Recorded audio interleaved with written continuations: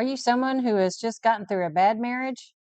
Have you maybe lost a spouse through death? Do you find yourself single again? Maybe trying to raise kids as a single parent? And you think, what am I doing now? What am I going to do now? Well, that's what we're going to talk about. Stick around. Today's episode, we begin a series on becoming a blended family. In part one today, we're going to talk about things to consider before you get married. Today, we're going to talk about after the divorce or after you lost a spouse. What do you do next? Is what we're going to talk about. So, hold on, stay tuned.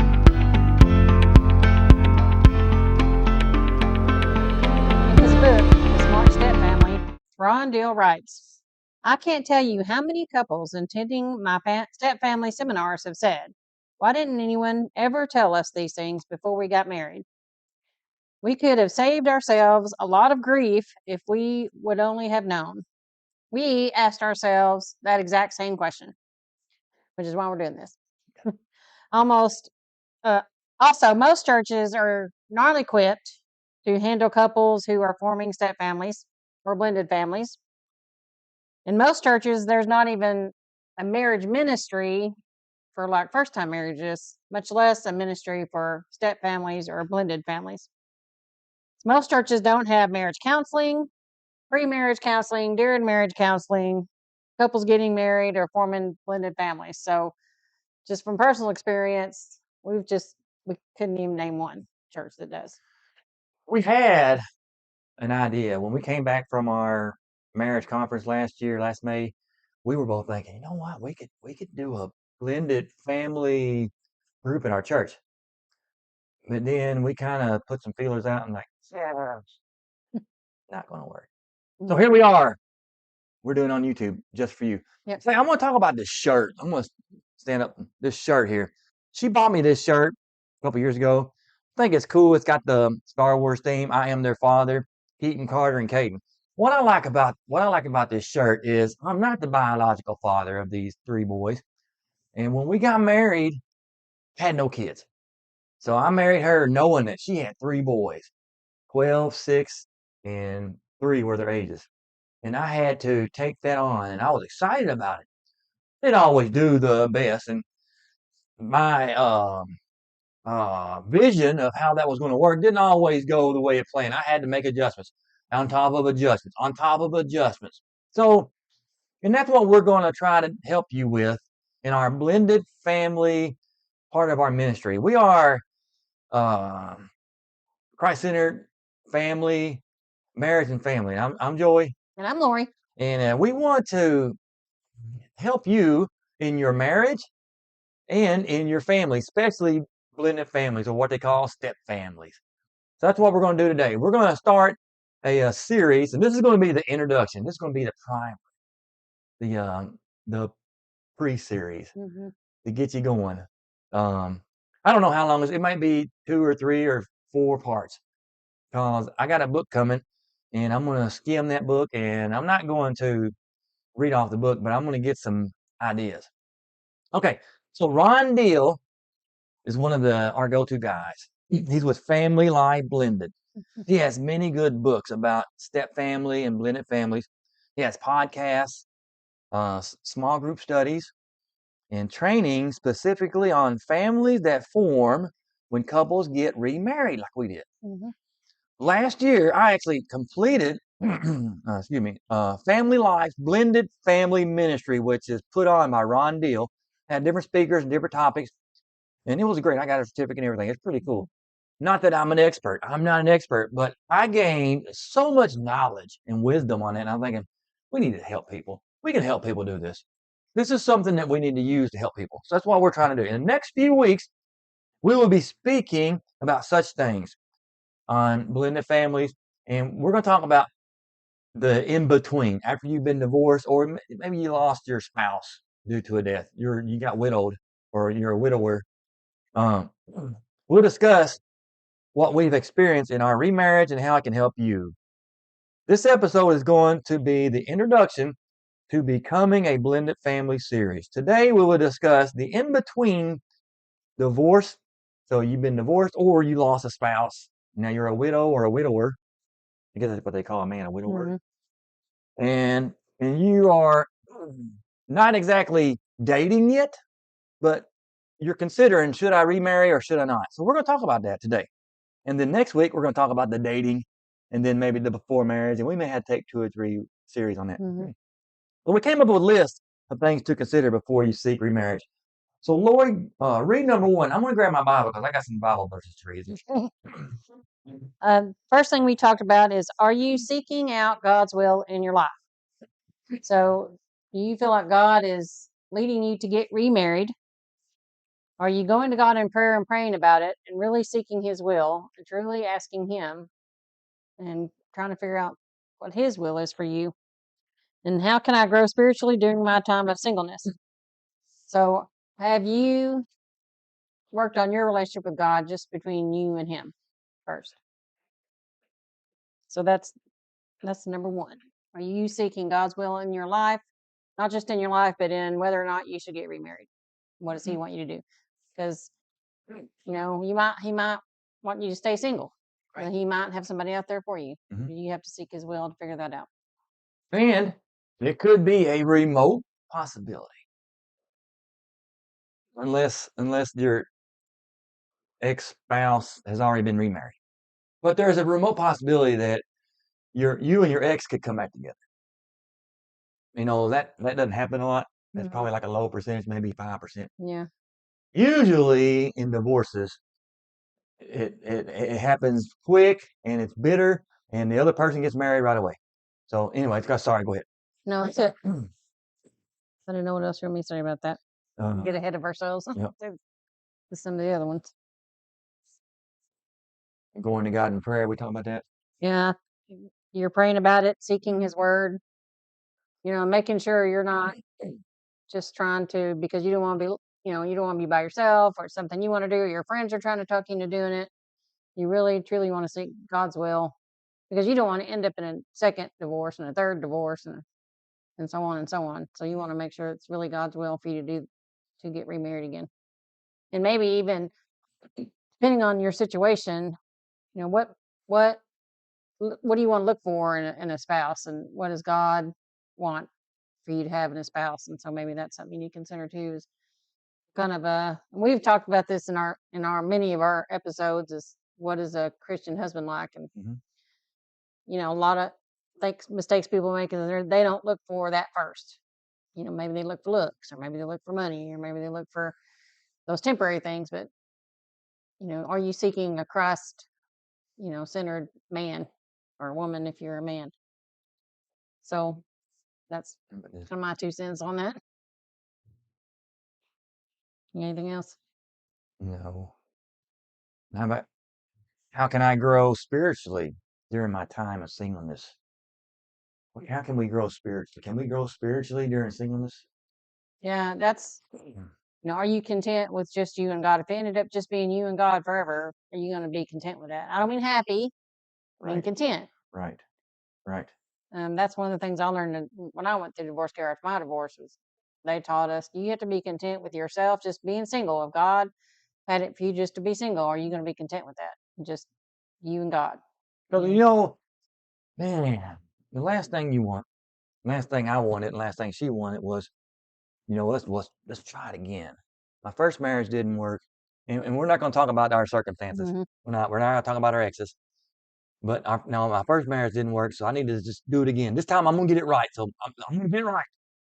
Maybe you need to wait. Maybe you need to spend time alone and see what God can do to you spiritually. Mm-hmm. There's something that God can teach you as a single person. Let me read something from 1 Corinthians, and I'm going to use a little bit of liberty because it may not be exactly what Paul was saying. He's speaking to the Corinthians who have a lot of relationship issues, marriage issues. He says, 1 Corinthians chapter 7, verses 8 and 9, that's what I'm going to read. But I say to the unmarried and to widows that it is good for them if they remain even as I. And so Paul's saying to the unmarried and the widows, it's good that they remain single. Because Paul was single. Supposedly Paul was single. But if they do not have self-control, let them marry. If you just need to get married, you just can't stand it. I got to get married. Well, that's what you need to pursue. If that's why you feel God is leading you to get married, then that's what you need to do. But if you don't know, I'm not sure if I need to get married or not. Well, remain single for a while. Mm-hmm. And I have heard many commentators, and I'm not sure if I agree.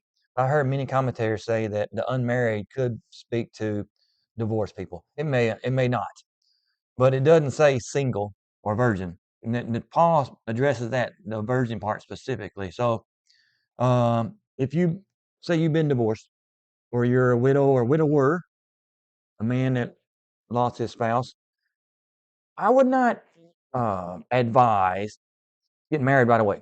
And if you do and it works, that's great. But you may want to remain, and He might say you need to be single for the rest of your life. He may say that. But I just wanted to read that. Um, any more about, are you seeking God's will in your life? Do we have anything else on that before I move I on? don't think so. Okay, number 2, in the before you get married, after you've been divorced, before you talk about even dating, are you even ready to get married again? Are you ready? I mean, we just came through a bad marriage, and you need time to heal. Without talking about our exes, Mm-hmm. let's talk about how we felt. How did you feel after you've been divorced and you're by yourself, single mother? How did you feel? I felt broken Hmm. and rejected and like a failure. And this it's not ever what you want for yourself. It's not ever what you plan. So that was something I had to heal from. It's just that feeling of rejection, and of course, there's anger and all that too that I had to work through, and forgiveness, and You ever feel like maybe part of this could have been my fault? yeah. I feel that way too. Rejected and thinking I'm never going to be able to have a good relationship again.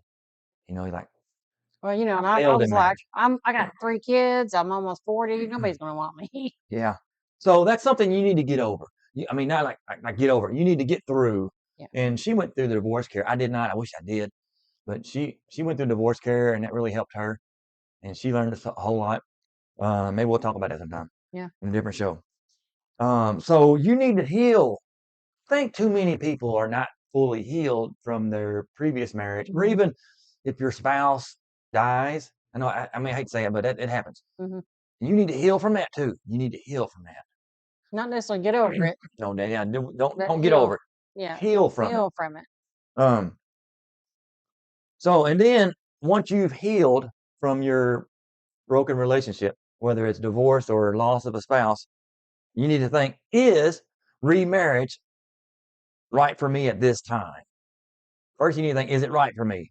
Yes or no? And if the answer is yes, okay, when? When do I need to seek out marriage again? Do I need to wait 6 months, a year, or Hmm. am I okay? And going back to the seeking God's will and praying about it, and I think God will let you know now's the time. I'm going to allow you to get married again. Um, is it better to stay single for a while versus get married out of desperation?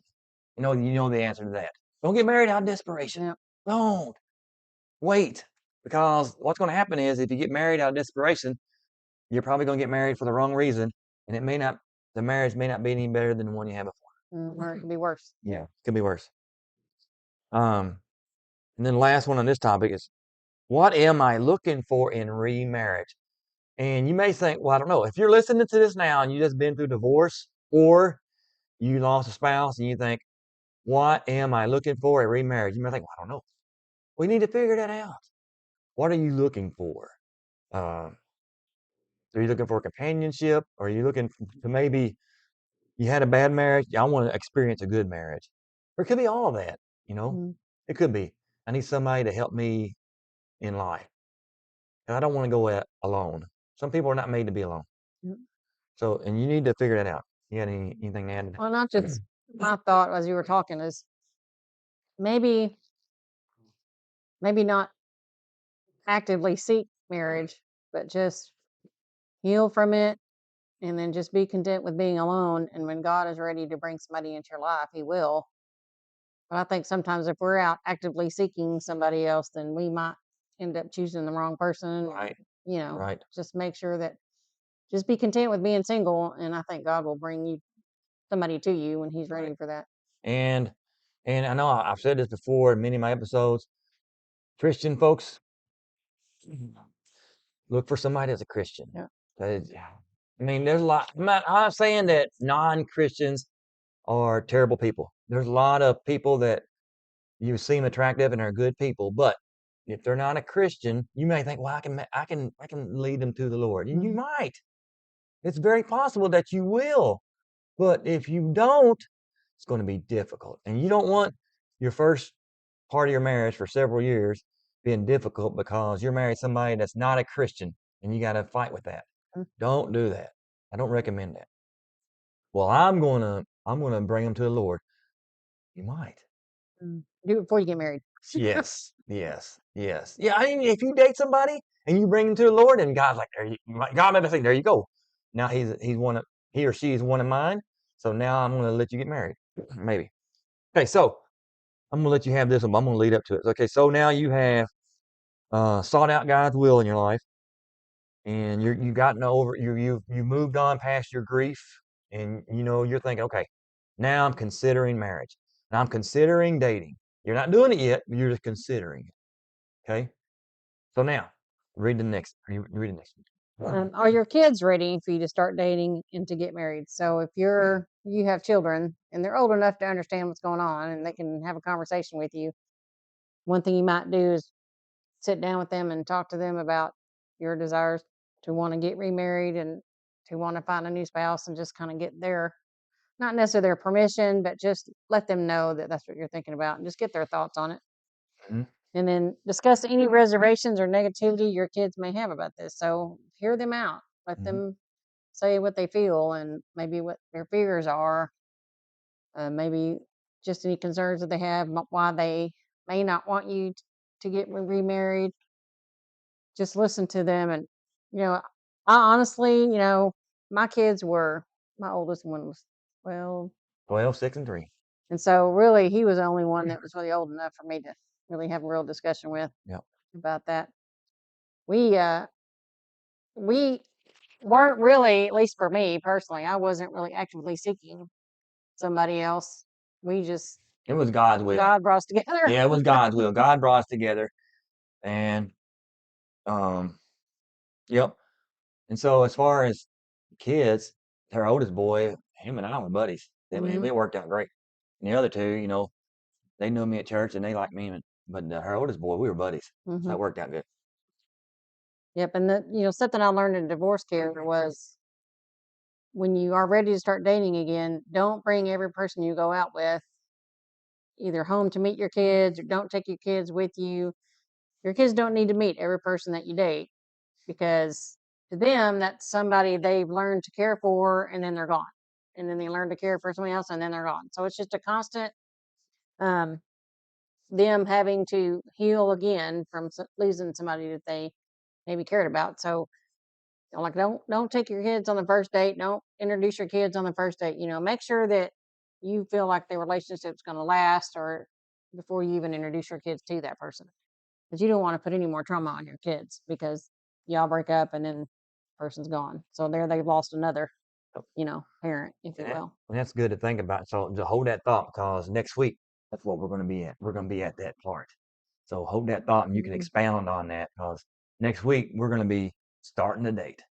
Not us. I mean, we've already been there. Yeah. We're going to be at the part where you are preparing for remarriage, and now you're starting to date again. So, and I'll let her expound on it again.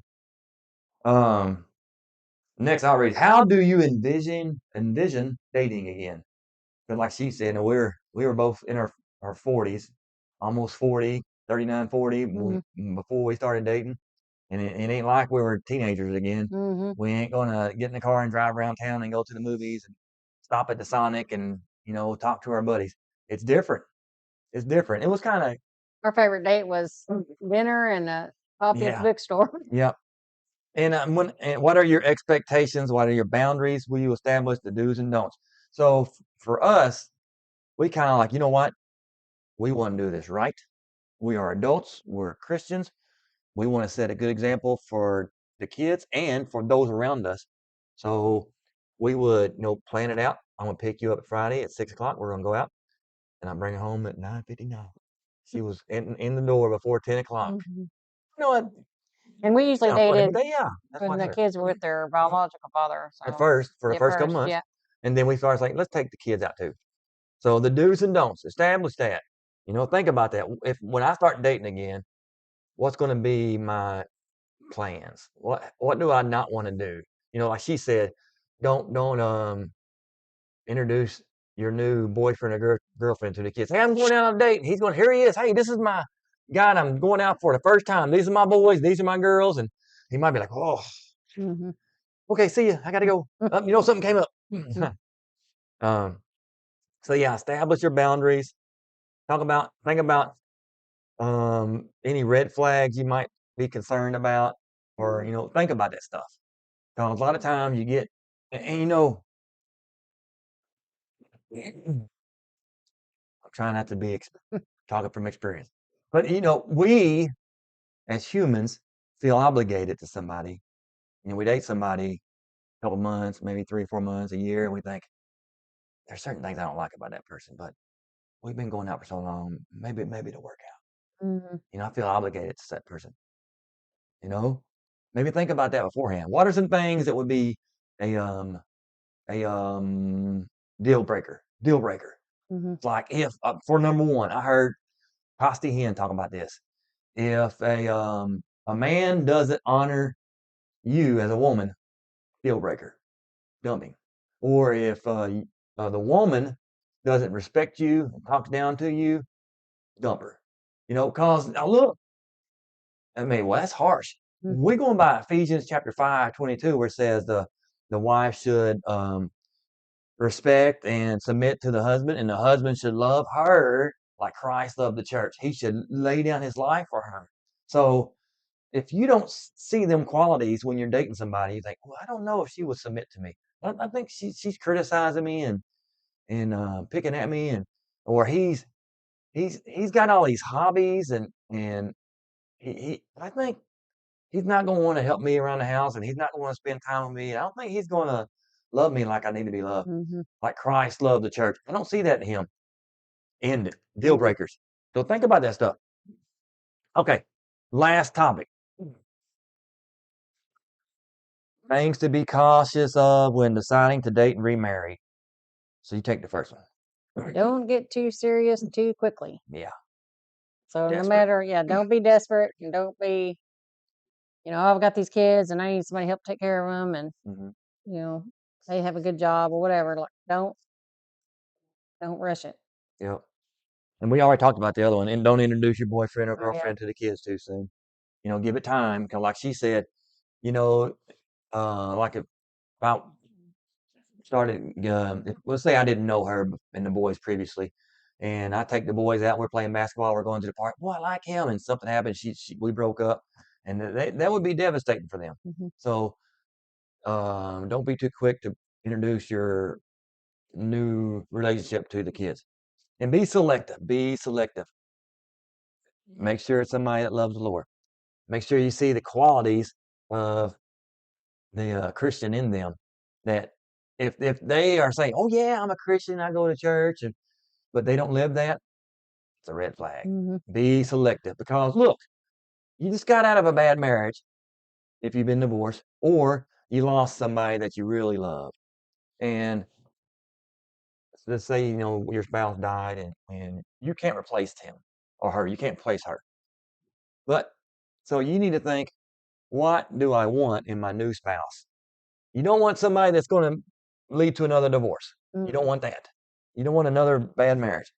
So you need to be selective. And as you were talking, if you have lost a spouse because of death, don't marry somebody because they might look like your spouse that you lost, or they are similar, remind you of that person, because Yeah. you might marry that Yep. person and then they just be totally somebody you don't want to be with. So Mm-hmm. kind of think about, I just thought about that while you were talking. So I look at my previous marriage, and um, no, I am cordial to my ex, and she is too. But I think, you know what? We probably should have never got married. and she probably said the same thing. She probably say we should have never got married. We just weren't compatible. We just weren't really meant to be. And look, I know what all the diehard legalists out there will say. Well, you need to make it work, no matter what. God hates divorce, and He does. Divorce is not God's plan, never. And you can make a bad marriage good, but it's hard, and it takes two people. Mm-hmm. And if one person wants to do it, but the other person doesn't, it only goes so far. So you need to marry somebody that you know is going to be committed no matter what. And I'll tell you what, and I'm just going to say this about us. And she didn't know I was going to say this, but our marriage has been great. I really couldn't tell you before I got married what I expected out of a marriage, my fantasy marriage. You know, I could tell you what I think I wanted, but what I really needed was something different. And sometimes we fuss and fight. Sometimes we go a couple of days without talking to each other. Not long, not Not very much. lately. Now, not Not lately, lately. but we have before. But I'm telling you, I would not want to have anybody else but her by my side the rest of my life. And it's never been rainbows and roses. It's not been a Hollywood movie wedding, or it's not been your Hallmark Lifetime movie or Pure Flix wedding or whatever them fantasy shows are. Yeah. All that stuff's fantasy. Yeah. But this is the marriage that I've always wanted, and we make it work. We put Christ first, and we make it work. You got anything to add before we close? I don't think so. Okay, so next week we're going to talk about the dating period, preparing to be remarried, and you're going to start that blended family. So ours was easy. She had 3 boys, and I didn't. It wasn't easy. It was easy. Yeah. Ron Deal says It there's wasn't as hard as it could have been. Yeah, Ron Deal says there's 67 step family combinations. Can you imagine 67? Crazy. I guess she had 3 kids. I had 0. I could have had 3 kids, and she could have had 3 kids. Like the Brady Bunch. Mm-hmm. Or I could have had 1. She could have had 3. We could have had all different stuff. been young enough to have our own Yep. together, and then we'd have yours, mine, and ours. And look, some of y'all, and some may have been married a couple of times, and you had kids from different marriages. So you may be marrying somebody that's got 2 or 3 kids, and they have other fathers or mothers and different combinations. So we're going to try to address that as best as we can from our experience. Mm-hmm. Our experience is a little different than some. You might think, well, you guys have it easy. We had kids and you didn't. So how? Well, it was not always easy. It's hard enough. It's hard enough. Yeah, it's hard enough. Dealing with the in-laws and the visitation and all the different stuff. So we're going to talk about that next week. We're going to wrap it up. So thank you for watching, and like, subscribe, and hope to see you next time. God bless.